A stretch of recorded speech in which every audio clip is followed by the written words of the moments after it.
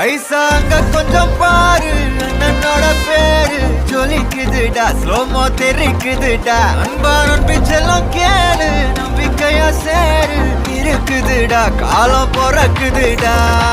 தனக்குன்னு வாழாத